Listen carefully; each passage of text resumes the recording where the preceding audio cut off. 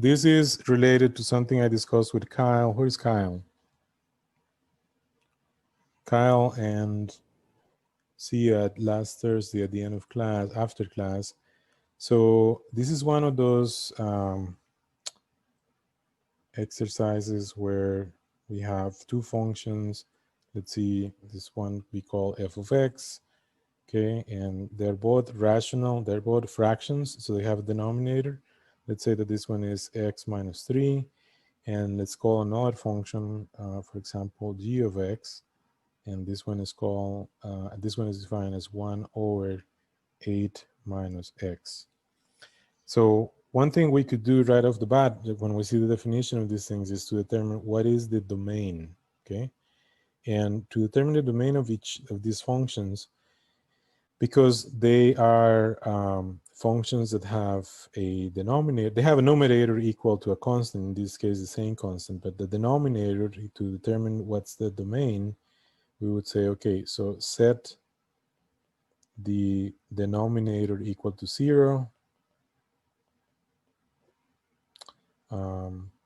set that equal to 0, and then solve for the variable. So here we would say solve x minus 3 equals 0. We want to solve that for x because we want to find the value of x that makes the denominator 0.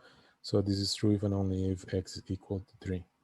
So in this case, we would exclude that value, or if there were more than one, we'd exclude those values of the default domain, which is the entire real numbers. So here is a representation of, for example, minus infinity to positive infinity. And then there is that, in this case, there's only one value, which is 3. So to exclude that value, we define one subinterval for numbers that are smaller than 3, and another subinterval for numbers that are bigger than 3. Right, so here's one subinterval. This is also what we will write as x less than 3, and then here is the other subinterval, and this is what we will write as x. It's hard to see, right? So this is what we write as here as x bigger than 3. So we could write the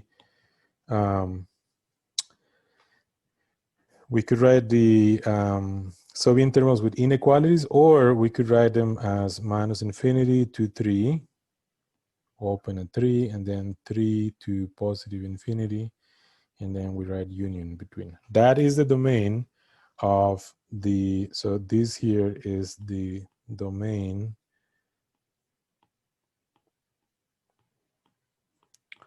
of f of x. That's what that is.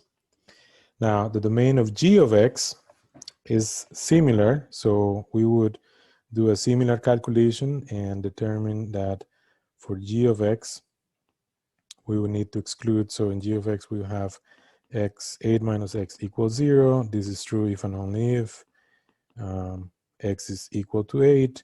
And so as far as domain goes, here we would say, look, just place, this one is kind of funky because now here you have minus infinity to 8, and the symbols look very similar, and 8 to positive infinity. So here's one interval to the left of 8, and here is another interval to the right of 8.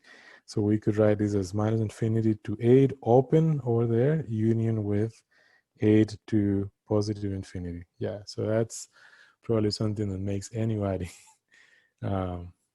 dizzy. Okay, so